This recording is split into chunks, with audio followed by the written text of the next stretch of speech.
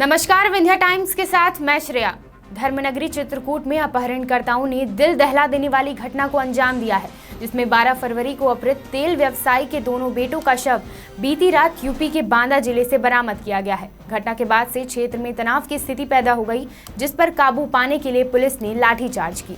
सतना जिले के चित्रकूट में बीते 12 फरवरी को फिरौती के लिए सदगुरु पब्लिक स्कूल के एलकेजी में पढ़ने वाले जुड़वा भाइयों शिवांश और प्रियांश का दिन दहाड़े अपहरण कर लिया गया था। घटना के बाद अपहरणकर्ताओं ने परिजनों से 1 करोड़ रुपए की मांग की थी, जिसमें परिजनों ने 20 लाख रुपए अपहरणकर्ताओं को सौंप दिए थे। बावजूद इसके अपहरणकर्ताओं ने दोनों मासूमों की निर्मम हत्या कर दी। जानकारी के मुताबिक शनिवार की रात दोनों बच्चों का हाथ पैर बांधा हुआ शव उत्तर प्रदेश के बांदा जिले के ओगासी घाट के पास बरामद किया गया है। घटना की खबर रविवार सुबह जैसे ही लोगों तक पहुंची, लोगों का गुस्सा फूट पड़ा। हालात पर काबू पाने के लिए पुलिस ने भारी बल की तैनाती कर दी थी। स्थानीय पुलिस ने 6 लोगों को गिरफ्तार कर लिया है। उनके पास से फिरौती में मिले 20 लाख रुपए में से 17,63,000 रुपए, कट्टा और गाड़ियां बरामद की गई हैं। बताया जा रहा है कि अपहरणकर्ताओं ने बच्चों को सिर्फ इसलिए मौत के घाट उतार दिया क्योंकि छूटने के बाद वे अपराधियों की पहचान कर लेते। इस मामले की जानकारी रीवा आईजी शेखर ने देते हुए कहा कि इस मामले में संलिप्त सभी आरोपियों को गिरफ्तार कर लिया गया है। इन आरोपियों में एक युवक चित्रकूट विश्वविद्यालय का छात्र है। उन्होंने बताया कि अपहरण की घटना को अंजाम देने के बाद छात्रों ने जानकी कुंड पानी टंकी के पास एक किराए के मकान में छात्रों को बेहोशी की हालत में रखा हुआ था। घटना की खबर लगते ही चित्रकूट में हालात बिगड़ गए। एक तरफ जहां स्थानीय लोग सड़कों पर उतर आए, वहीं सदगुरु सेवा ट्रस्ट के संचालक वीके जैन को गिरफ्तार करने की मांग को लेकर ट्रस्ट के कैंपस में घुसने लगे, जिस पर पुलिस बल ने उन्हें रोका और भीड़ उग्र हो गई, जिस पर काबू पाने के लिए पुलिस ने लाठीचार्ज कर स्थिति को नियंत्रित किया। दिनांक 12 तारीख को जो 2 जुड़वा बच्चे प्रियांश और चित्रांश का सदगुरु ट्रस्ट स्कूल से अपहरण हुआ था, इस बहुत ही हृदय विदारक और सनसनीखेज घटना। इस घटना में हम लोगों ने सभी आरोपियों को गिरफ्तार कर लिया है। इसमें जो फिरौती की रकम फरियाद जो अपहृत बच्चे थे उनके पिता के द्वारा यूपी पुलिस के माध्यम से या यूपी पुलिस के संपर्क में आकर, हमसे कोई संपर्क नहीं किया गया, जो दिया गया था 20 लाख की रकम, 20 लाख में 17,67,000 रुपये हमने बरामद कर लिए और पिस्टल का जो उपयोग हुआ है वो बरामद कर लिया। अन्य जो कानूनी पहलू से हमें एविडेंस की जरूरत पड़ती है वो भी हमने एकत्रित कर लिया है। लोकसभा चुनाव की तैयारियों के मद्देनजर आज 1 दिवसीय रीवा प्रवास पर आए पूर्व सीएम शिवराज सिंह चौहान ने चित्रकूट की घटना पर प्रदेश सरकार पर हमला बोला। प्रेस वार्ता में उन्होंने सरकार पर गंभीर आरोप लगाए। विधानसभा चुनाव में मिली हार के बाद आज पहली बार विंध्य के दौरे पर रीवा पहुंचे प्रदेश के पूर्व मुख्यमंत्री शिवराज सिंह चौहान ने प्रेस वार्ता आयोजित की, जिसमें उन्होंने विपक्ष में भी रहते हुए विंध्य सहित प्रदेश के विकास में अपनी भूमिका अदा करने और वर्तमान सरकार का सहयोग करने का वचन दिया। इसके साथ ही उन्होंने सतना जिले के चित्रकूट में हुए अपहरण कांड का जिक्र करते हुए कहा कि बड़े दुख का विषय है कि प्रदेश की बिगड़ी कानून व्यवस्था के कारण 2 मासूमों को अपनी जान गंवानी पड़ी। इसी के साथ उन्होंने सरकार पर निशाना साधते हुए कहा कि मध्य प्रदेश शांति का टापू था तथा अब अपराध का गढ़ बन गया है। उन्होंने यह भी कहा कि प्रदेश की कांग्रेस सरकार केवल तबादले कर रही है और कोई दूसरा कार्य उनके पास नहीं बचा है तथा तबादले को उद्योग बना लिया गया है, जिससे पुलिस व्यवस्था का मनोबल भी कम हुआ है। उन्होंने कहा कि वक्त है बदलाव का नारा ऐसा प्रतीत हो रहा है जैसे डकैतों का वक्त बदल गया है। इसके अलावा उन्होंने कांग्रेस पार्टी पर भी निशाना साधते हुए कहा कि प्रदेश का मुख्यमंत्री कौन है, यह बात समझ नहीं आ रही है। आया तो मन उत्साह से भरा हुआ था, लेकिन अभी दिल में ऐसी पीड़ा है कि जिसको शब्दों में बयां करना मुश्किल है।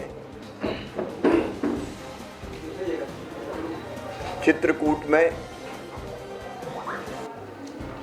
दुर्भाग्यपूर्ण घटना हुई। 2 मासूम बेटे श्रेयांश और प्रियांश का दिन दहाड़े अपहरण हुआ। 12 फरवरी की ये घटना थी। अपेक्षा ये थी कि घटना को सरकार प्रशासन गंभीरता से लेगा और बच्चे सुरक्षित वापस लौट आए, इसमें कोई कसर नहीं छोड़ेगा। लेकिन अभी थोड़ी देर पहले ऐसी खबर मिली जिससे मन वेदना से भर गया। मुझे मीडिया के माध्यम से ही मिली कि वो दोनों मासूम बच्चे अब इस धरती पर नहीं रहे। हम कल्पना कर सकते हैं उन माता पिता के दर्द का जिन्होंने अपने जुड़वा लालों को खो दिया। उनकी पीड़ा का सहज ही अंदाज लगाया जा सकता है। लेकिन इतने दिनों तक अपहरणकर्ताओं के चंगुल में उन बच्चों ने कितनी यातनाएं भेजी होगी, कितनी यातनाएं भोगी होगी, उसकी कल्पना करके भी मन सिहर उठता है। मध्य प्रदेश शांति का टापू था, अपराध का महाद्वीप बन गया है। मैं केवल मित्रों आरोप लगाने के लिए नहीं कह रहा, अंतर्मन न केवल दुखी किया है बल्कि अंदर से हिला दिया है। भगवान ना करे कभी अपहरण हो, लेकिन ऐसी कोई घटना होती थी तो हम दिन और रात मॉनिटरिंग करते थे और कोशिश करते थे कि कम से कम सही सलामत हम कैसे लोगों को निकाल लें। कांग्रेस ने नारा दिया था वक्त है बदलाव का। क्या बदलाव यही है?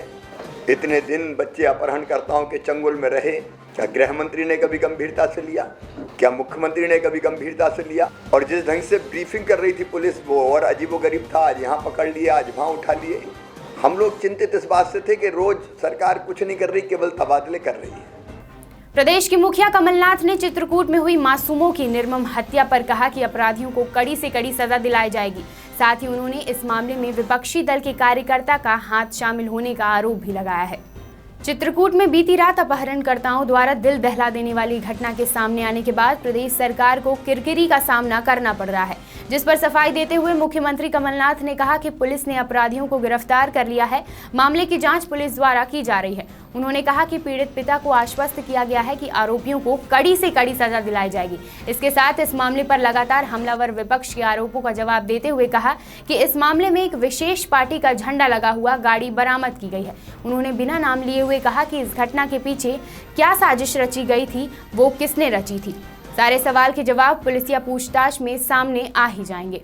बहुत दुखद की बात है, ऐसी घटना हुई और मैंने बच्चे के पिताजी से भी बात करी है और उन्हें आश्वासन दिया है कि पूरा न्याय किया जाएगा, पूरी जांच करी जाएगी। पर इसके पीछे कौन से कैसी राजनीति जुड़ी है, क्योंकि झंडों के साथ पुलिस अभी प्रेस कॉन्फ्रेंस कर रही है। पुलिस पूरी इसकी जानकारी पूरा खुलासा करेगी कि क्या घटना कैसी हुई, पर इसमें पूरी जांच होगी, कड़ी जांच होगी और कड़ी सजा होगी। शहर के कोतवाली थाना क्षेत्र के घोघर में गोली चलने की खबर सामने आई है, जिसमें पत्नी ने पति के ऊपर गोली चलाने का आरोप लगाया है। बताया जा रहा है कि दोनों के बीच जमीन बंटवारे का विवाद चल रहा था। कोतवाली थाना क्षेत्र के घोघर में जमीन विवाद को लेकर काफी दिनों से तनातनी का माहौल जारी रहने के बीच आज एक नई घटना घटित हो गई। पत्नी ने अपने ही पति पर जान से मारने के उद्देश्य से गोली चलाने का आरोप लगाया है, जबकि आरोपी पति का कहना है कि बंदूक की सफाई के दौरान गोली चल गई। लेकिन पत्नी ने कहा कि जमीन बंटवारे को लेकर दोनों के बीच काफी दिनों से विवाद चल रहा है। प्रॉपर्टी से रिलेटेड विवाद चल रहा है जी, लेकिन उसका ये मतलब तो नहीं है कि कोई व्यक्ति किसी को गोली मार दे। हमारा प्रॉपर्टी से उसमें न्यायालय में चल रहा है। सरकार जो देगी न्यायाधीश वो माना जाएगा, चाहे आपके पक्ष में हो चाहे हमारे पक्ष में हो, उससे क्या मतलब है। हमेशा मेरे संग मारपीट करते थे, लेकिन वो सब बातें बहुत पुरानी हो गई, कोई लेना देना नहीं कि हो गया चलो कोई नहीं। लेकिन अब बात हद से ज़्यादा हो गई है, ठीक है। किसी व्यक्ति को गाली देना, धमकी देना तक तो चलता है, पर किसी को आप गोली मार देती है, थोड़ा समझ से परे। पत्नी के आरोपों पर पति ने सफाई देते हुए कहा कि किसी को जान से मारने का कोई उद्देश्य नहीं था। आज दोपहर 1 बजे के करीब मैं अपनी लाइसेंस बंदूक की सफाई कर रहा था, उस बीच गलती से ट्रिगर दबने से गोली चल गई। ये मेरा इनका भूमि का विवाद चल रहा था, जबकि मेरे माता जी के खिलाफ इन्होंने जो 87 वर्ष की है, मैं 61 वर्ष का हूँ, और ये झूठी रिपोर्ट दर्ज कराने यहाँ पे आई थी, जबकि मैं घर के बाहर बैठ के बंदूक साफ कर रहा था और अचानक गोली चल रही थी। तो इसके कारण ये रिपोर्ट दर्ज कराने यहाँ पे आई, और ये कई बार ऐसा कर चुकी है। और जबकि इनके खिलाफ यहाँ पे थाने में 323, 324 का मुकदमा दर्ज हुआ था। मेरे 2 पुत्र समर्थ जायसवाल और ईशान जायसवाल, ये मेरे साथ लगातार मारपीट करते रहते हैं। जबकि पुलिस का कहना है कि घटना के निरीक्षण से गोली चलाए जाने के सबूत सामने आए हैं, जिसके आधार पर आरोपी के खिलाफ हत्या के प्रयास का केस दर्ज कर उसे गिरफ्तार कर लिया गया है। यहाँ जो गोगर मोहल्ले में एक बीना जायसवाल जी हैं जो अपने पति से अलग रहती हैं। इन्होंने थाने पे सूचना दिया कि इनके ऊपर इनके पति ने लाइसेंसी बंदूक से फायर किया है। इन दोनों के बीच में प्रॉपर्टी का डिस्प्यूट है। दोनों अलग अलग रह रहे हैं एक ही मकान में, पति पत्नी। घटनास्थल का निरीक्षण किया गया है, देखा गया है वहाँ सीढ़ियों के ऊपर फायर आर्म से फायर करने के संकेत मिले हैं। वहाँ पे प्लास्टिक का एक शेड लगा हुआ है जिसमें फायर हुआ है और वहाँ पे घटनास्थल पे शटरे भी बरामद किए गए हैं। और आरोपी जो हैं जायसवाल मिस्टर प्रमोद, उनके पास चूँकि लाइसेंसी गन है उसका भी अवलोकन किया गया है। उससे तत्काल फायर करने की खुशबू भी जो बदबू आती है वो भी आ रही है और खाली खोखा भी कारतूस भी बरामद हो गया है और आरोपी को गिरफ्तार कर लिया गया है प्रमोद जायसवाल जी को।